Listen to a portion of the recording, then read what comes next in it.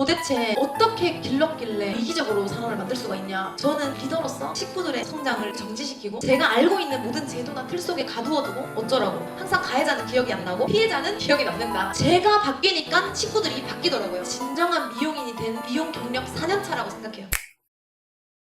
재작년에 1억을 찍고 1억 5천 나를 이겨낸 돌파를 하면서 제가 해왔던 모든 미용은 20대 때 직원으로 있었던 미용실에 있는 모든 거를 그대로 답습하고 있다는 걸 좀 알게 됐어요. 고객님한테 전판을 해본 적이 없었어요. 10몇 년 동안 미용을 하면서 과거에 제가 가장 많이 매출을 했었던 경험이 7천까지 제가 해봤거든요. 정액권 회원권 없이 7천. 이게 약간 저의 좀 자랑이었던 그런 느낌인 것 같아요. 우리는 제품을 판매하지 않습니다, 이런 슬로건이 있었어요. 미용실에서 전판을 하는 사람들은 나쁜 사람인가? 저 사람들은 장사꾼이다, 이런 인식들이 어디에서부터 왔지? 라고 생각해보니까 내가 경험해 온 거에서부터 알게 되는, 지나가 봐서 내가 배우고 나니까 옛날에 나 이기적이었네? 내가 그걸 그때 알았다면 절대로 그렇게 안 했을 텐데, 옛날에 내 대표님을 원망해 보기도 하고 이랬지만 어쩌면 우리가 다 몰랐던 게 아닐까? 그래서 저는 미용실을 오픈하고 나서 굉장히 정체된 미용실을 경영을 하고 있었던 것 같아요. 제가 가장 크게 실수했었던 것 중에 하나가 당연히 주 5일제를 해야만 되는 줄 알았어요. 경영 컨설팅을 다 봤는데 원장님은 며칠 일하시나요? 이래서 5일 동안 예약받고 일을 하고 있습니다. 나머지 이틀은 주로 강의를 합니다. 7일 동안 항상 열심히 사시네요. 근데 당신 직원들은 왜 그렇게 내버려 두시는 거죠? 할 말이 없더라고요. 월요일 화요일에 문을 닫는 미용실이었어요. 미용실을 오픈하기 전에 단 2곳에서밖에 제가 일을 안 해봐서 그대로 내 미용실이 그냥 세팅이 되어 있었어요. 기술을 정말 뛰어나게 잘 하는 것이 미용이라고 배웠어요. 또 직원이 그만두면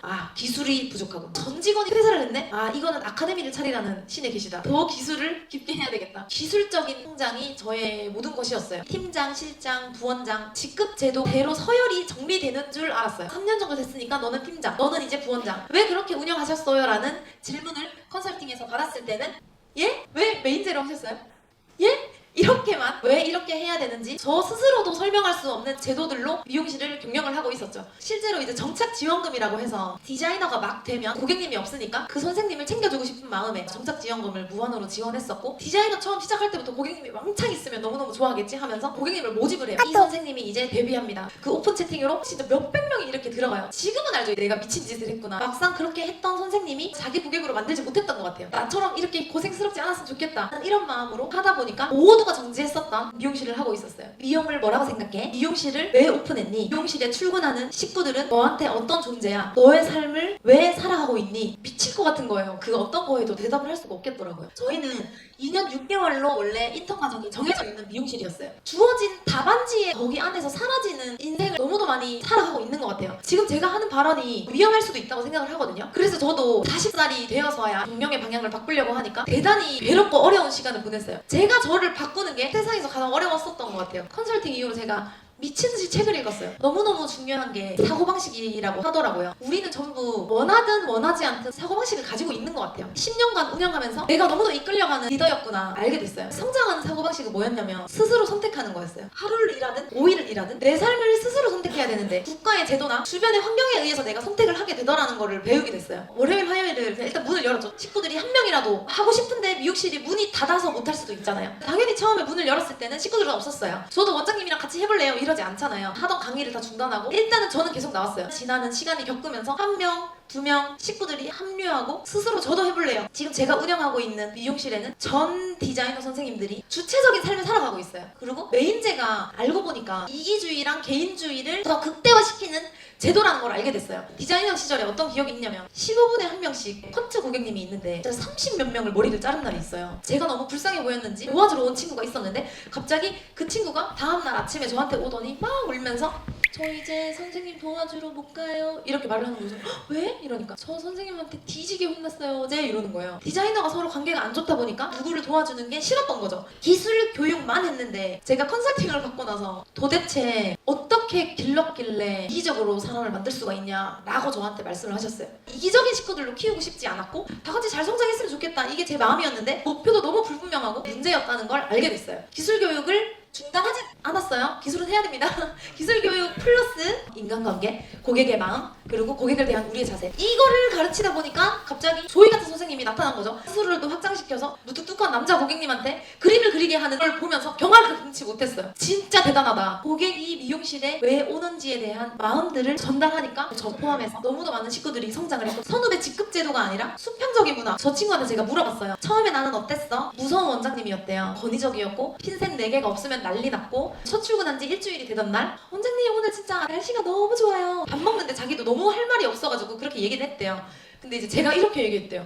어쩌라고. 와, 근데 기억이 안 나요. 알죠? 항상 가해자는 기억이 안 나고 피해자는 기억이 남는다. 나는 진짜 쓰레기였구나. 새로운 삶을 살게 되는 시간들이었고, 그다음에 정착 지원금을 끊어버렸어요. 처음에는 저도 고통스러웠어요. 왜냐면 식구들이 힘들까봐, 얘네들이 나갈까봐 좀 과감하게 선택했던 것 같아요. 물론 또 힘들어하는 친구들도 있어요. 3달 정도는 지원을 해주겠다. 하지만 나중에 갚아라. 그다음에 고객 창출이 아니라 동기부여에 모든 걸 다 쏟고 있어요. 저는 리더로서 식구들의 성장을 정지시키고 제가 알고 있는 모든 제도나 틀 속에 가두어두고, 그래서 저보고 스승님이 처음에 저한테 좀 이기적이라고 하셨어요. 니는 5천만 원씩 벌고 진짜 도전하고 성장하고 이렇게 일어났으면서 너의 식구들은 너 같은 인간을 만들어야 되지 않겠느냐가 저의 첫 시작이었거든요. SNS로 마케팅 마찬가지로 스스로 자기가 자기 거를 하게끔, 제가 어떤 도전을 하기 전에 얘네들도 이렇게 하면 되게 좋을 텐데, 이렇게 하면 고객님이 많이 와, 이런 방법들, 실제로 제가 그거를 왜 했지에 대한 제 마음을 알려주는 거를 못했더라고요. 왜 그렇게 열심히 했고 내가 왜 마케팅을 했지? 라고 했을 때 저는 그 당시에 미용실 대표님을 엄청 존경했더라고요. 대표님의 꿈은 대한민국의 남자 머리의 1등이 되자였어요. 그 꿈의 동기화가 됐던 거라는 걸 지금 40살이 되어서 저의 마음을 찾았어요.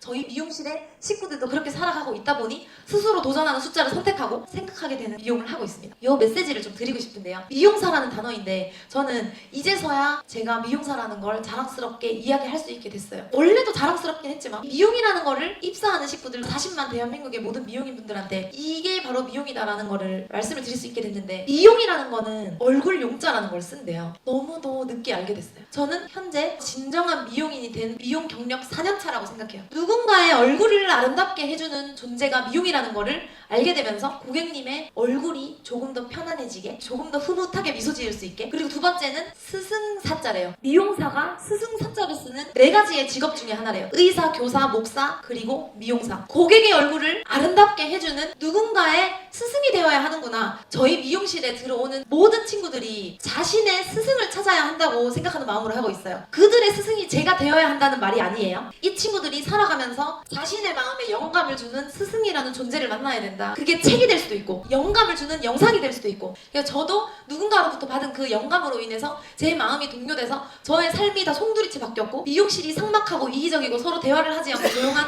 그런 미용실에서 갑자기 화기애애하면서 3년 동안 조용한 내성적인 아이가 원장님 왜 이렇게 늦게 왔냐고 저한테 엉덩이를 부비는, 진짜로 정말 기분 좋고 화목한 미용실을 운영하고 있는 거에 대한 첫 시작은 저의 사고방식의 변화로부터였어요. 제가 바뀌니까 식구들이 바뀌더라고요. 나의 변화로부터 주변 식구들이 스스로 나를 변해볼까? 저는 오픈하라고 한 적이 없는데 저는 오픈을 좀 해야겠어요. 그래? 한번 해봐라. 너도 너의 삶을 살아가봐라. 이러면서 다시 오픈을 하고, 디자이너가 되지 않은 얼마 안 된 아이가 여기 15명 좀 해보고요. 다시 또 미용실을 오픈을 하려고 하는 걸 방금 알았거든요. 스스로 변화된 나, 새로운 나를 만나는 미용을 우리가 해갔으면 좋겠고, 그런 마음으로 오늘 왔고요. 감사합니다. 감사합니다.